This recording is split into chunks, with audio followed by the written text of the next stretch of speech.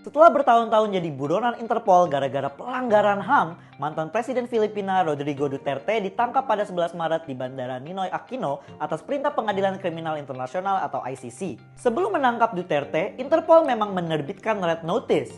Red Notice inilah yang membuat penegak hukum di seluruh dunia mencari Duterte untuk diadili.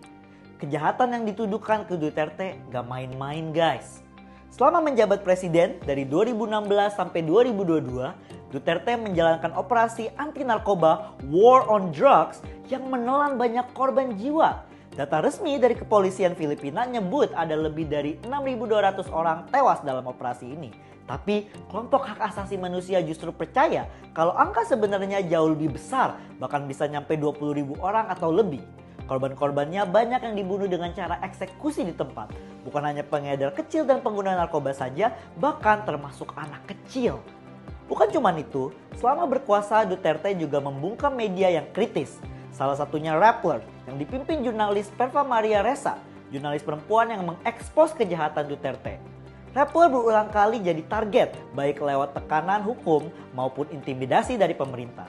Gak cuma media, Duterte juga sering ngeluarin komentar seksis seperti mendeskripsikan hubungan intimnya dengan istri dan pernah nyuruh tentaranya buat tembak kelamin para pemberontak perempuan di Filipina Selatan.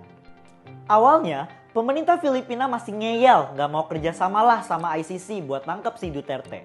Tapi belakangan sikap itu berubah. Seiring pemerintahan Marcos Junior yang sebelumnya bekerja sama dengan keluarga Duterte, sekarang malah bersih tegang gara-gara konflik politik di dalam pemerintahan. Akhirnya Filipina membuka blok surat penangkapan Duterte dari ICC.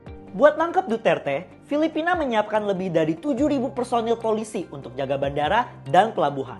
Antisipasi kalau Duterte kabur atau masuk diam-diam ke Filipina. Sebelum ditangkap, Duterte ada di Hong Kong untuk menghadiri acara kampanye buruh migran Filipina. Nah, polisi tuh udah jaga-jaga buat nangkap Duterte pas pulang ke Filipina. Jadi sepulangnya dari Hong Kong, polisi langsung menahan Duterte. Dan operasi penangkapan ini bahkan dilakukan pas banget ketika Duterte baru aja turun di Bandara Manila. Tapi guys, meskipun udah disergam sama polisi, dikecam sama ICC, diburu Interpol, Duterte masih aja nanya, memang kejahatan apa yang saya sudah lakukan? Sampai sekarang Duterte masih menolak tuduhan dari ICC tersebut.